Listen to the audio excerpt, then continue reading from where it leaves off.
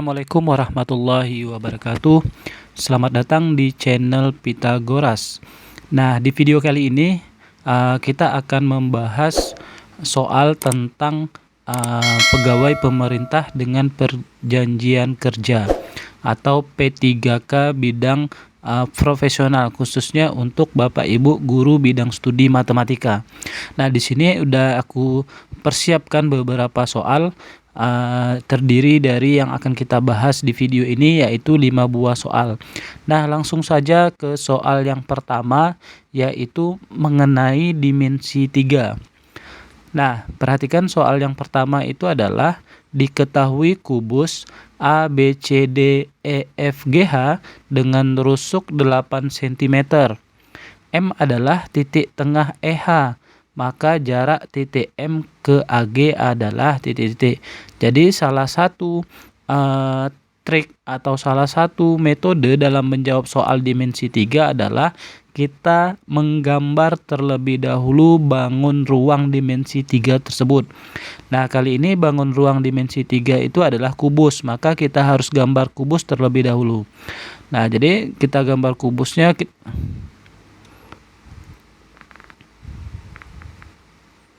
Nah, kubusnya diberi nama A, B, C, D, E, F, G, H.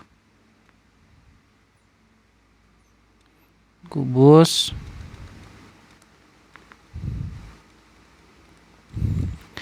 A, B, C, D, E, F, G, dan H. Nah, setelah kita menggambar kubus, maka kita perhatikan apa yang diketahui di soal. Diketahui di soal adalah rusuknya 8 cm. Jadi rusuknya sama dengan 8 cm. Nah, berikutnya apalagi yang menjadi informasi penting di soal? Yang menjadi informasi pentingnya adalah titik M adalah titik tengah EH. M itu adalah titik tengah EH. Jadi di sini EH. Titik tengah-tengahnya adalah titik M. Titik tengah artinya panjang EM sama dengan panjang MH. Berarti 4 cm. Nah, berikutnya yang ditanyakan adalah jarak titik M ke AG. Kita tarik garis dari titik A menuju titik G. Nah, maka garis AG itu adalah diagonal ruang. Nah, pertanyaannya adalah jarak titik M ke AG. Nah, untuk mencari jarak titik ke garis, maka cara yang termudah adalah atau konsepnya adalah dengan cara menarik garis ke titik dari titik M menuju garis AG. Sedemikian sehingga garis tersebut tegak lurus terhadap garis AG. Berarti supaya dia tegak lurus, di sini kita tarik garis titik ke BC, itu misalkan titiknya N. Tarik aja garis lurus. Nah, dia pasti tegak lurus. Nah, berapa sih jarak titik atau M ke garis AG? Nah, panjang atau jarak titik M ke garis AG itu sama aja apabila garis MN ini kita geser ke EB,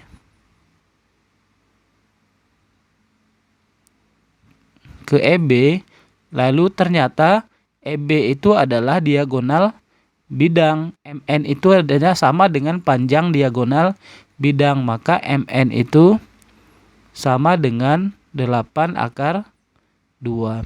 Nah, ternyata jarak titik atau jarak titik M ke garis AG itu setengah dari EB, atau setengahnya adalah berarti panjang MN itu adalah EB itu adalah sama dengan diagonal bidang juga 8 akar 2. Maka setengahnya adalah 4 akar 2. Jadi jawabannya adalah D. Nah, seperti itu untuk soal nomor 1. Nah, berikutnya kita lanjut ke soal nomor 2. Nah, soal nomor 2 ini juga bangun ruang 3 dimensi. Nah, di sini adalah kubus A, B, C, D, E, F, G, H. Kita gambar terlebih dahulu kubusnya.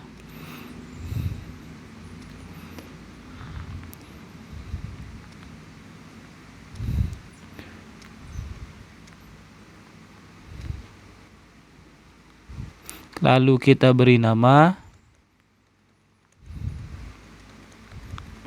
A, B, C, D, E, F, G, dan H. Nah, kita lihat informasi yang diketahui di soal adalah dengan di sini dia disebutkan bahwa dengan R pada DC sehingga ER banding RC 2:1. Jadi R itu terletak di antara DC dengan perbandingan ER banding RC itu 2:1.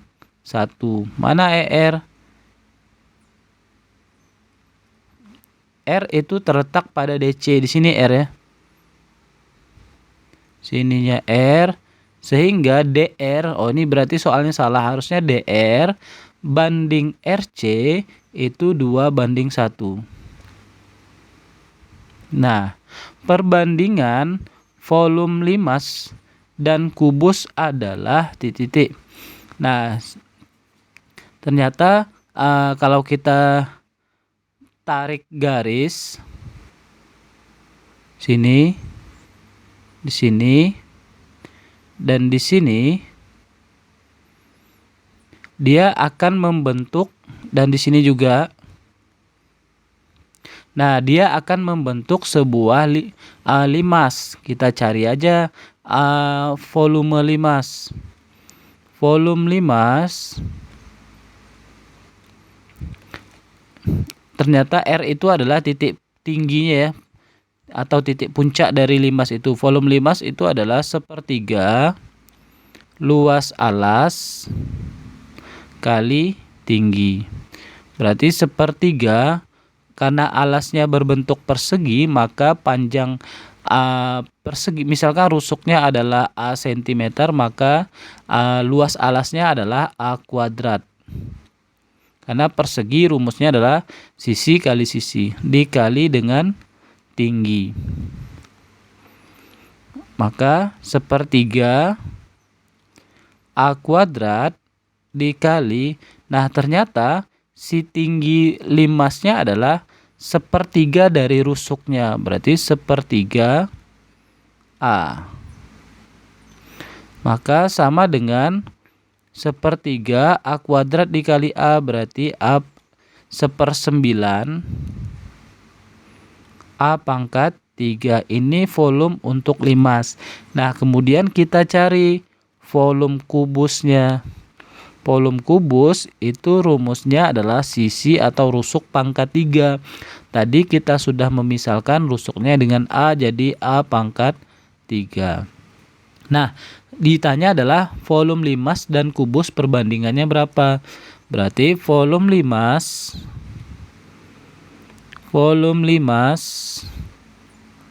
berbanding volume kubus. Nah, volume limas itu adalah 1/9 A pangkat 3. Volume kubus itu adalah A pangkat 3. Nah, coret aja A pangkat 3. Di sini sisa 1. Jadi, 1/9 berbanding 1. Karena volume limas itu bentuknya pecahan, kita kali aja dengan 9. 9 di sini kali 9. Ini sisanya adalah 1 berbanding 9. Jadi volume limas berbanding volume kubus itu adalah 1 berbanding 9. Jadi jawabannya adalah E. Nah, berikutnya ke soal nomor 3. Nah, persamaan bayangan garis Y sama dengan 2X dikurang 3 karena refleksi terhadap garis Y sama dengan min X dilanjutkan refleksi terhadap garis Y sama dengan X. Nah, ini materinya tentang transformasi geometri, yaitu mengenai refleksi. Nah, di sini misalkan Y min X itu dengan T1. Refleksi terhadap T1 Y sama dengan min X. Kemudian dilanjutkan dengan Y sama dengan X atau misalkan dengan T2. Maka penulisannya adalah T2 bundaran T1. Nah, untuk menjawab soal ini maka kita harus tahu dulu matriks dari refleksi terhadap garis Y sama dengan min X dan refleksi terhadap garis Y sama dengan X. Refleksi untuk garis Y sama dengan X itu matriksnya adalah 0, 1, 1, 0. Sedangkan refleksi terhadap garis Y sama dengan min X, maka matriksnya adalah 0, min 1, min 1, 0. Jika kita sudah mengetahui dari matriks ini, maka kita buat aja. Jadi, X aksen, Y aksen sama dengan matriksnya terlebih dahulu berarti T2 bundaran T1 maka dikerjakan dari belakang. T1-nya dulu berarti matriks Y sama dengan min X. Berarti hasilnya adalah 0, min 1, min 1, 0. Kemudian kita kali dengan matriks Y sama dengan X. Berarti 0, 1, 1, 0. Nah, berikutnya kita kalikan matriksnya. Berarti 0 dikali 0. Kemudian hasilnya 0 ditambah dengan min 1 kali 1. Berarti min 1. Nah, berikutnya 0 dikali 1 berarti 0 ditambah dengan min 1 dikali 0. Hasilnya 0. Jadi 0 tambah 0 adalah 0. Kemudian min 1 dikali 0. 0 ditambah 0 kali 1 berarti 0. Kemudian min 1 kali 1 berarti min 1 ditambah 0 kali 0 itu hasilnya 0. Jadi min 1 tambah 0 hasilnya adalah min 1. Maka kita jumlahkan aja berarti 0 tambah min 1 berarti min 1, 0, 0 min 1. Nah, itu X aksen, di sini ujungnya X, Y. Nah, maka X aksen, Y aksen sama dengan ini kita kalikan min 1 kali X ditambah 0 kali Y berarti negatif X. Kemudian 0 dikali X ditambah min 1 kali Y berarti negatif Y. Maka kita dapatkan persamaannya. Yang pertama adalah X aksen sama dengan negatif X. Maka min X maka positif X sama dengan min X aksen. Nah, berikutnya persamaan yang kedua adalah Y aksen sama dengan negatif Y. Maka positif Y sama dengan min Y aksen. Nah, setelah kita dapatkan persamaannya, maka kita substitusi ke persamaan garisnya. Persamaan garisnya adalah Y sama dengan 2X dikurang 3. Y sama dengan 2X dikurang 3. Y itu adalah sama dengan min Y aksen. Kita ganti aja min Y aksen. Sama dengan 2X, berarti X-nya itu sama dengan negatif X aksen. Negatif X aksen kurang 3. Min Y aksen sama dengan 2 dikali min X aksen berarti min 2X aksen dikurang 3. Nah, karena jawabannya belum dalam bentuk seperti ini, maka kita pindahin ruas kanan semuanya, yaitu min 2X aksen dikurang 3 ke kiri. Jadi hasilnya adalah min 2X aksen berarti positif 2X aksen dikurang Y ditambah 3 sama dengan 0. Nah, lalu hilangkan aja aksennya, maka bayangannya adalah 2x dikurang y ditambah 3 sama dengan 0. 2x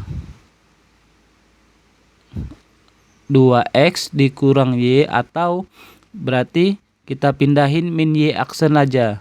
Berarti min 2x ditambah y dikurang 3 sama dengan 0. Min 2x tambah y kurang 3 sama dengan 0. Atau y kurang 2x kurang 3. Nah, jadi jawabannya adalah B. Jadi Bapak Ibu guru harus bisa menyesuaikan jawaban kita ke bentuk pilihan gandanya. Nah, berikutnya soal nomor 4. Soal nomor 4 ini masalah dari integral, khususnya integral tentu, karena dia memiliki batas bawah 0, batas atas 2. Nah, berarti materinya tentang integral tentu. Nah, jadi integral batas bawah 0, batas atas 2, x pangkat 2 dikali x ditambah 2 dx, artinya diintegralkan terhadap dx, variabel x. Maka ini kita kalikan aja biar gampang sama dengan integral batas bawah 0, batas atas 2, x kuadrat dikali x berarti x pangkat 3. Kemudian x pangkat 2 dikali dengan 2 berarti plus 2x pangkat 2 dx. Nah, setelah dalam bentuk sederhana seperti ini, baru kita integralkan. Ingat, rumus dari integral itu adalah x pangkat n,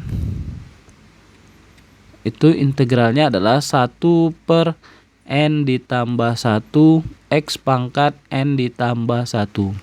Maka hasil dari x pangkat 3 berarti 1 per 3 ditambah 1 berarti 4. X pangkat 4 ditambah 2 per 2 ditambah 1 berarti 2 per 3 x pangkat 3. Dengan batas bawah 0, batas atas 4. Sama dengan, berarti artinya batas atas 4 kita substitusi ke variabel x terlebih dahulu. Maka 1/4 dikali dengan 2 pangkat 4 ditambah dengan 2 per 3. Sorry, batas atasnya 2. Ini 2. Kemudian tambah 2 per 3. X-nya kita ganti dengan 2 pangkat 3. Kemudian dikurangi dengan batas bawah 0. Maka hasilnya akan 0. Tidak disubstitusi pun tidak apa, hasilnya pasti 0. Sama dengan 1/4 dikali 2 pangkat 4 berarti 16 ditambah 2 per 3 dikali 2 pangkat 3 berarti 8. Sama dengan 1/4 dikali 16 berarti 4 ditambah 2 per 3 dikali 8 berarti 16 per 3. Nah, kita kali aja cara cepatnya. 4 dikali 3 hasilnya 12 ditambah 16 berarti 28 per 3. Nah, kita bagi aja 28 dibagi 3 hasilnya adalah 9, sisanya 1 per 3. Jadi jawabannya adalah 91 per 3. Jadi jawabannya D. Nah, berikutnya soal nomor 5 terakhir. Di video ini hanya 5 soal, jadi ini nomor 5 terakhir mengenai integral tak tentu dari fungsi trigonometri. Jadi salah satu materi prasyarat supaya kita bisa menyelesaikan dari integral tak tentu fungsi trigonometri, maka kita harus paham dulu atau kita harus ingat dulu rumus-rumus yang ada di fungsi trigonometri. Nah, jadi soal di sini adalah integral akar dari 1 dikurang cos 2x. Maka kita harus sederhanakan dulu bentuk dari cos 2x. Cos 2x itu adalah rumus ganda. Kalau Bapak Ibu ingat, cos 2x itu ada 3 rumusnya. Yang pertama adalah 1 dikurang 2 sin kuadrat x. Dan yang kedua adalah 2 cos kuadrat x dikurang 1. Dan yang ketiga adalah cos kuadrat x dikurang sin kuadrat x. Nah, kira-kira dari ketiga ini mana yang kalau kita sederhanakan bentuknya bisa kita keluarkan nilai akarnya? Maka yang paling sederhana nantinya adalah bentuk dari 1 dikurang 2 sin kuadrat x. Maka ini sama dengan integral akar dari 1 dikurang 2 sin kuadrat x. Maka 1 dikurang 1 hasilnya 0, habis.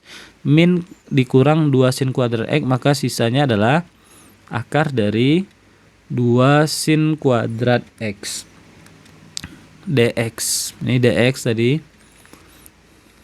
Nah, akar 2 tetap akar 2. Akar dari sin kuadrat x berarti sin x dx. Nah, setelah bentuk sederhana seperti ini baru kita integralkan. Kita juga harus hafal integral sin itu apa, cos, kemudian secant kuadrat, tangen, cosecant kali kotangen, dan seterusnya. Maka integral dari sin x itu adalah min cos x. Maka jawabannya adalah min akar 2 cos x dx. Jadi jawabannya adalah D.